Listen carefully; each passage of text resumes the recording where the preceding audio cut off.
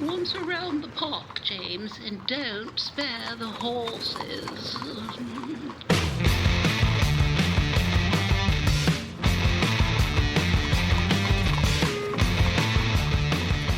Look at that.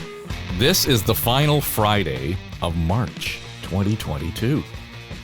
I mean, wow. Talk about things kind of speeding up in the rearview mirror. I don't know if that's because we're beginning to step out a little bit more. Maybe. Yeah, I got actual things in my calendar other than go to the studio and sit in a windowless room. Here we are. It's On the Ledge. It's the Ontario Politics Podcast. And around the table this morning, Sabrina and Angie from the Queen's Park Observer. Keith Leslie joining us. You hear and see him from time to time on CHTV in Hamilton. And John Wright, he's a VP at Maru Public Opinion. And I think the whole idea that we can kind of get out, I had things on my calendar this week. John, I played hockey on Monday. I went for a jam session with friends last night. It was kind of fun, and I'm going to see a young performer do her album release on Saturday night. And it was a little odd to sort of walk into some of these places without the mask on, and I still had one in my pocket. But all of the angst this week about masks, no masks, masks, no masks. There was a couple of, cranky tweets from some people on the first day, but we seem to have settled in a little faster than I thought we might. Well, I think it comes down to personal choice, and everybody's accepting when you go into a place and you want to wear a mask. I was out last night to a restaurant with some friends we haven't seen for a while, and I wore my mask I had the protocol that I had before. I just did it. No one says anything. I mean, just go in, do it, sit down. Maybe 1 in 10 people at the grocery store are not masked. Everybody else is still wearing theirs. But it does feel like, I got to tell you, we have a dog park not too far from here, and we have this monster dog, big dog that we take down there once a day to run around. When it was sunny the other day, there must have been, 50 other dogs in the park, and everybody's talking about where they're going and what they're doing. And that's such a big change. So I think it's great, but I also think that it's important because when I take a look and see across the pond and see what's coming likely here with that, I'm watching it carefully because, Dave, while we do the race every day, I'm announcing to you that I'm actually supposed to be in Europe at that time. May the 24th and June the 8th. So I'm going to miss the election.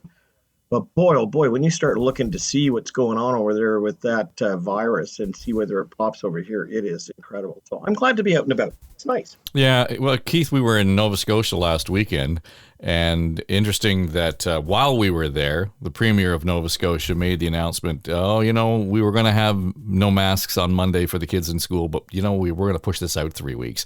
And the 5-year-old in the house was just demoralized. They don't vote. You know what? This progressive conservative premier is getting really, really high marks for his handling. He stepped in the middle of this, of course, and for his handling in all sorts of issues, especially this, I think, to some degree. I mean, a lot of people last Friday or a week ago were saying, I don't know about Monday, the kids coming back off break week. Should we going to school? And in Nova Scotia, the numbers were such, the chief medical officer of health just said, let's keep the masks on in schools for another few weeks. And the government went, yep, let's do that. And from what I hear, there was certainly some outcry.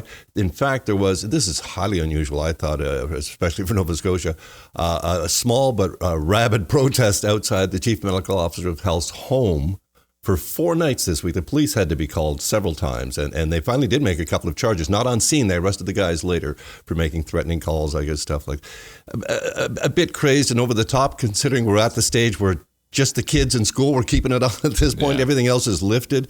I went to the library yesterday. I'm not as brave as you, Dave. I haven't gone to a bigger social setting yet, but at the library, 2 staff, one had mask on, one didn't. Same with about the patrons, I think. It was those who were sitting around. Some had on, some did not. So I think it's just everyone's respecting their own and accepting that at this point, and I think that's the way to go. I think Nova Scotia, again, I think, a little extra high mark for that decision to keep the masks on in schools.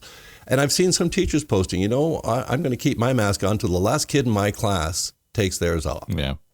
And I know there's other views on this, but I thought, that's probably the best way to approach this. Here we go. We're starting to see sort of things, names percolate to the top in terms of who will and who might run. Sabrina, the star candidate, going to run for the Conservatives in Kathleen Wynne's riding. Mark Saunders, the former police chief here in Toronto. I'm assuming that the Conservatives think that that's a winnable riding. Yeah, what a great get for the Conservatives there too. Mark Saunders has a huge profile in Toronto and the GTA, which is always a hotly contested area in elections. Saunders is up against, another high profile contender, Erwin Ellman from the NDP, former child and youth advocate for the province, now running under the orange banner in the hopes of replacing Kathleen Wynne. But this is a longtime Liberal bastion, and the Grits, I think, might be sweating it a little bit because they have a lower profile candidate in that riding, Stephanie Bowman. She's a banking executive. From what I'm hearing from Grits on the ground, she was lauded for this potential fundraising ability. I don't know if she's met the standard, but no, I think the riding is definitely in play now. Don Valley West, Kathleen Wynne, the former premier's old riding, because there are these high profile contenders against the Liberal candidate there. Well, I mean, when you look at it, Keith, you really kind of puts into context the political clout that Kathleen Wynne has had. Particularly in that riding. For those of you who don't know the history, she was a former school board trustee before kind of getting into the political side of things. And if you want to be a grassroots door-knocking politician, you say what you will about school board trustees, they're probably best positioned in terms of ground play and organization, right? So she upsets David Turnbull, who was a cabinet minister at the time, in the Eves, I guess it would have been the Eves government. And then if she didn't go ahead and beat the progressive conservative leader in 2007, John Tory, in that riding, and I still don't understand why they ever put him in that riding to run against her to begin with. But she won that one going away. And even when the Liberals got decimated in the last election, she manages to eke out a win in that riding. Oh, yeah. So it said a lot about her capital, her political currency. It still does. She's still the MPP. Yeah. For that riding, and will be up until the election. She didn't step away as most premiers do, ex-premiers do after an election. If they, at times as they view it, unfortunate enough to get reelected, they look for a quick exit. She, of course, stayed and kept advocating for the same causes she's always advocated for. That riding in particular, people don't realize there was an extremely well-organized and well-funded Progressive Conservative Riding Association there. A lot of history in that one, and yeah, she knocked them back with, as you say, with that her progressive policies, but her ability to know the riding, to know the people, and to have people really dedicated to working for her, which a lot of the conservative candidates didn't inspire to that degree as she did. So she held that riding, and it's absolutely in play. When as you say, despite the fact it had a strong organization, John Tory couldn't win there. Because it wasn't his riding. He's, it just neither was Wellington, though. Come on. No, God, no. The man couldn't find a riding in which to run, but both were bad choices. But that one as well was particularly bad for him. You remember in Orangeville when he was running, they did a spoof. He actually did it, and he stood on his condo balcony and said, "Look, I can almost see my riding from here." When you're up against someone like Wynne, in that riding, all bets are off. It's hers. But now it's wide open. It absolutely is. And as Sabrina said, the ex-chief is quite a get for the Progressive Conservatives in this riding. So does the star candidacy really matter, though, John? Does this really just come down to name recognition? Or if you really kind of look at it, I can easily see how Mark Saunders has some baggage as the police chief. All politics is local. He's a great catch for them. I think if he gets out and blankets that riding with somebody who knocks on the door for him and they open and see him, they'll recognize him. And And I think there'll be some talk at the door. Look, anytime you can get somebody like a police chief, former police chief, to run in a particular riding, I mean, they've got great recognition. They stand for law and order. They're respected. We pundits tend to get into that baggage, but a lot of other people, Mr. and Miss Front Porch, don't so much. I think Fantino's baggage exceed anybody's. Yeah, no, but that's the sure. point. I mean, it does really help, and there's a celebrity status that goes with it. The door opens, and there he is. It's also a great catch because he represents even, a minority community. Just who he is and his background and all that sort of stuff. Mark Saunders is a quiet guy, though. He doesn't say much, and that, I don't know how effective he's going to be, on the stump speeches and things like that. I just don't know, except this is a whole, like you ask him something on childcare, what's he going to say? But on the other hand, if he gets in, which he should, he'll be in cabinet. No question in my mind about that. Yeah, and talking about baggage, Bill Blair had the G20 hanging around his neck, too, when he ran for the Liberals. So, does it matter? I don't know. Sabrina, we're expecting, as we record this, some announcement this morning about the child care plan here in Ontario. Still not clear on a lot of detail. Do you have any insight there? Yeah, so the premier is going to be over in the capital in Ottawa, and we've all been waiting. Ontario's the last holdout yet to ink a deal with the feds on this, average $10 a day childcare program. A lot of sticking points from Ontario, but my sources confirmed the scoop from the Toronto Star today that, there's going to be more money coming for the province, and that's going to be towards infrastructure to actually build extra childcare spaces, desperately needed. I think that we can expect to hear more from that today. And I think it's kind of about time for a lot of people, there's all this speculation that the PCs were kind of waiting for the most opportune time to announce something like this. I think there has been a lot of contention, maybe, behind the scenes when it comes to the negotiations. The big sticking points for Ontario, of course, was, what happens after the 5 years when this funding runs out, $10.2 billion for Ontario. Sources are saying this is going to be the infrastructure funding part of it is going to be separate from the childcare funding. So it'll still have a $10.2 billion price tag on it. I think that might just be the details that the public doesn't care much about. At the end of the day, they're going to be looking forward to a more affordable childcare. And it's about time. Obviously, this is a great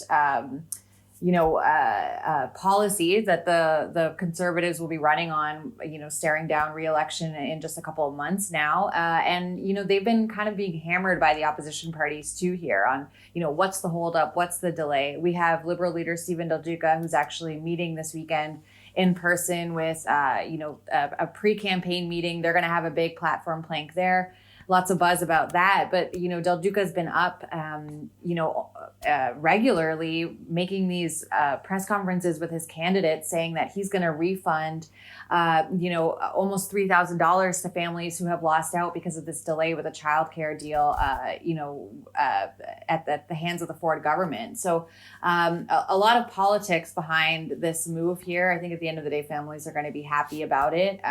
The premier is going to be up with Health Minister Christine Elliott and Deputy Premier, someone who's very well liked in that caucus, but again, not running for re-election. So to me, it just feels like we're in full-on campaign mode right now, getting a lot of flashy promises, a lot of well-liked politicians, candidates, up at the mic, at the podium, not even just the premier. I mentioned Del Duca. So I think we can, expect to hear more details on that today. And I think for a lot of people, it's about time. Now let's just get back to the specifics of the childcare thing, though, Keith. And I think Sabrina's right. We're getting all of these big and flashy announcements, and look at me, shiny things here and there.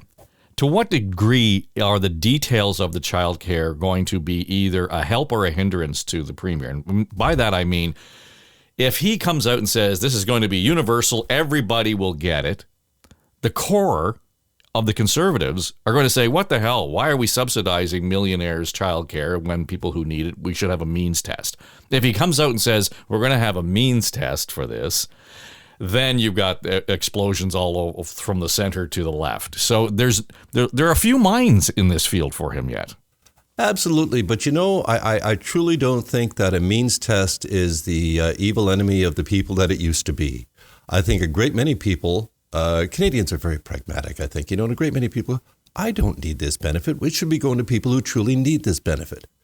So if we have a straight up means test for something like this for childcare, pretty essential for every family that has children, then let's deal with it. But make it, a reasonable one. I mean, let's face it. In Toronto, you need a pretty high income just to exist in a home. So childcare on top of that can be more than your mortgage, which is already ridiculously high. So let's deal with the realities of each situation. But if there is a means test, I think that's politically acceptable. Speaking of shiny promises, though, and this one really caught me this week, was the New Democrats with their promise of basically a loan you don't pay back until you sell your house for 10% down. How much is that going to cost? And where's it now? On the other hand, as they rightly point out, if there's something like this isn't done, basically you have to save until you're 51 years old to have a down payment in most cities. Yeah. Well, okay, so something has to be done. This is a pretty bold idea, very flashy idea. Now, again, just for first-time homeowners, first-time buyers. That's the market that's really at risk. That's right? what we need to. That's the one we need to address. So yeah. I think it's a good, splashy, specific promise. But is it enough to, offset a childcare deal, which is reality, or supposed to be? And again, I think the province, I think they can spin this to their advantage as well, the childcare deal, because they fought hard. They wanted to make sure this wasn't going to be something that, by the time it actually gets fully implemented, the federal funding disappears or gets reduced like it did from the healthcare down to like 17 to 20%.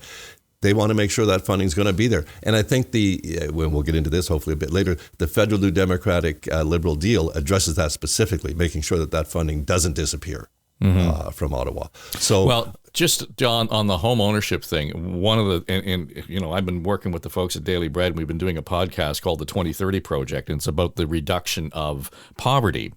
And the number one tool to fight poverty is home ownership. It's not having a home, a rental, it's home ownership, because it provides such stability. And if you want to actually put an ROI on this, I keep throwing this number out and it's astounding. Before the pandemic, poverty costs Ontario $33 billion a year. So if the home ownership part of it, if you want to put it kind of in pros and cons, that might be the kind of context you need to put it into. This is a way of clawing back some of that $3 billion. John, you were reacting to something Keith said on the childcare. No, I was just going to say two things. One is I don't believe it's means tested in any province. While we were sitting here, I was doing the quick look through the news, and I don't see it. I see commentary saying it isn't means tested. So I would think that it would just be right across the board, even in Ontario. So I'll make that guess. But what an interesting time where we have a federal government who seems to have such deep pockets that it just never stops. Dave, I'll bet you, if you were able to be a politician today and call up Krista Freeland and say, look, why don't we do the 10% down through you? We'll cut it in half and we'll bring in a program. And while you're at it, please cancel all the OSAP debt in the province of Ontario. She'd probably say, yeah, that's a great idea. We're in power until 2025 anyways, and we might as well get this done.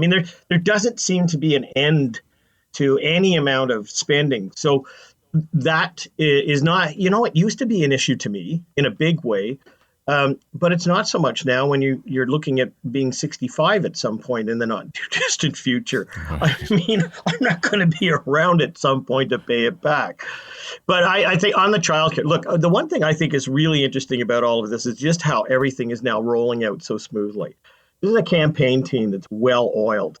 You saw them back in November start to move things around. You saw them not too long ago move the budget date out. These are all planks. It's a well-oiled machine. And while my approval ratings for the Premier were sitting at 37% just 2.5 weeks ago, I hear his numbers are bouncing up around 40 to 42. That's a big headwind that's being reduced immediately. You're now getting into the rhythm of this. So I think the childcare will be great. I think the planks to come, because I think there are more, are going to set him straight. And if they want to do something on home ownership, I think that'd be well accepted. I'll be quick on this because it goes back to that group who are angry and upset that they're disenfranchised from society. This is the 18 to 34-year-old group. They need to be focused on, and the childcare will help. But if there was something to do with homes, that would be even better, and maybe even with debt, because that's the group that's carrying all of this now.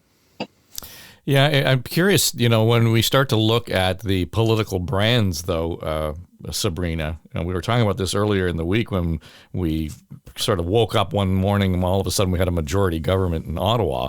The idea that the Liberals in Ottawa are being accused of, spend as much money as you want. But, you have made the point several times over the past month or so or more that the premier's not in any place where he's going to be, kind of cutting back on services. And, there's not going to be a whole lot of scrimping and saving going on here. He's got the checkbook out. He's ready to spend just as much as the prime minister is.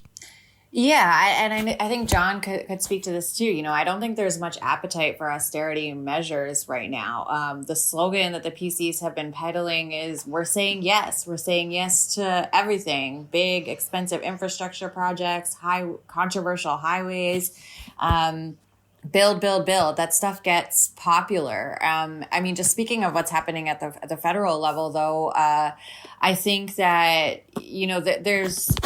it's interesting, this coalition, because it kind of is going to work out in Doug Ford's favor, I think. Ontario is always the opposite. We vote the opposite of how we do federally compared to provincially.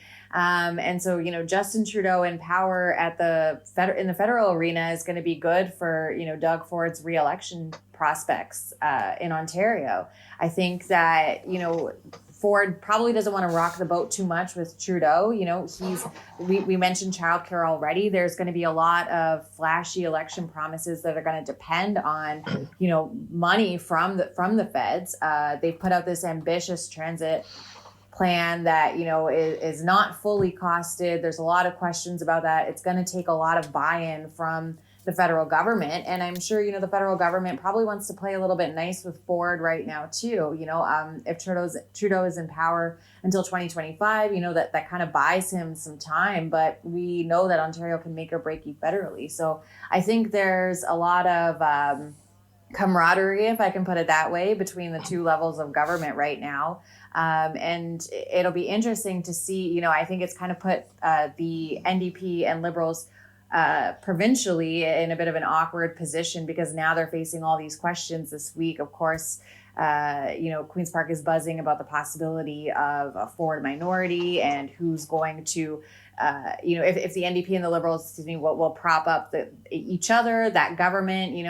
Everyone was a little bit cagey on it, Del Duca and Horvath, when they were pressed by reporters this week. But it's kind of an open minded vibe right now that no one's going to really say yes, we'll work together during the campaign. Of course, it's all anti-Ford sentiment, but of course the stuff that's happening at the federal level is spilling over into the provincial politics side of things.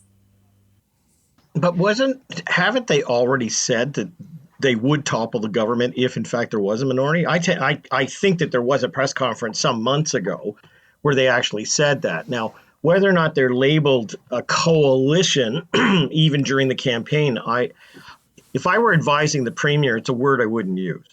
And the reason is because all of a sudden it just spills back onto the feds, and they're the ones giving you money, and they're, everybody's chummy there. So I wouldn't use that at all. I just stick to my talking points. But we talked about on this podcast for almost 2 years that the number one opposition to the good approval ratings and the potential for an election was actually a candidate called Omicron, or COVID. And I think we got to take this into account, that it's just lurking there. Like I would bet you if I were a campaign manager right now for this campaign, I'd be nervous just about that. And I make sure that all my ducks are in a row in the event that it starts to swell into Canada. As I said, I've been watching the European numbers, and I go to the Irish part of England because I may be going there soon enough. And I see in the last 6-7 days, and yes, St. Patty's Day and stuff like that, 124,000 cases. I mean, that thing is just rocketing, and it's when it spills over here within the next month or more, we're back to where we were before. We're back to, the health officer coming out and maybe we mask up, maybe we close, maybe we do this. That becomes yet again a reminder that there are factors outside everything that we're doing on a campaign trail, can be affected by things you just can't control. All right, we got to wrap this up, but I just want, Keith, your view on this and talking about sort of the Liberals, the NDP. The question that came out federally is, why do we need the NDP? Quite frankly, what's their compass now, and to what degree does that splash on to the Horwath New Democrats here? Because we've talked about this before. They seem to be rudderless. Oh, it's going to splash all over them completely. They're the ones who are going to be, the forgotten poor cousin in this, as they were in 1985 when they signed the 2-year accord in Ontario, which wasn't a coalition, and they didn't get power sharing, but they got legislative agenda sharing, and they got some stuff through. But then, in 87, after the 2-year accord, which I think was a more reasonable than this 4-year deal, I think 2 years was much more palatable for most voters. Then the NDP were, boom, they're out, and Peterson gets a majority. The Liberals under David Peterson get their majority. This is completely different this time. I can't see on June the 3rd, first of all, the NDP and the Liberals agreeing on anything, let alone who gets to be premier. Are we sharing cabinet positions? Where are we going with this? They may have a lot of policies in similarities. They do not agree on that kind of thing, and they never would. It'd have to be one party with a substantial, very close to the progressive conservatives, so 52 to 48, and then needing the other party. That way things would be clear. Maybe then you'd get an accord. But you'd have to ask, are people really asking that this government be defeated and changed? Again, in 1985, when I was there to cover it, I'm that old, it was 42 years of progressive conservative rule. So even though they technically won the election, people were not outraged when the NDP and Liberals said, we're going to defeat you in the first vote in the House, and they did. And it changed, but that was a significant time for change. 4 years of PC rule? Is it really that significant that voters would want you to defeat that government at the very first opportunity without giving them a chance? I don't know. I think that's a wholly different ballgame. And as I say, I don't think they could at all agree on things. Whereas we're watching, and to Sabrina's and John's points about needing the federal government, the biggest announcement this week was, of course, the EV thing in Windsor, $5 billion factory, $500 million, $500 million from each level of government.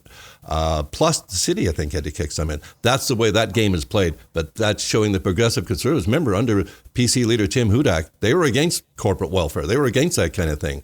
We don't get automotive jobs if you don't do this. And an EV plant in Windsor is the future of automotive industry in that city, and that is huge. All right. Well, that'll do it for this week on The Ledge. Thanks to Keith Leslie, John Wright, Sabrina Nanji. I'm Dave Trafford, and it's good of you to include us in your download, audio-on-demand podcast routines. And if you like the show, share it, leave us a comment, and be sure to hit the subscribe or follow button if you haven't done so already. On the Ledge is produced for Story Studio Network. It's an Eye Contact production.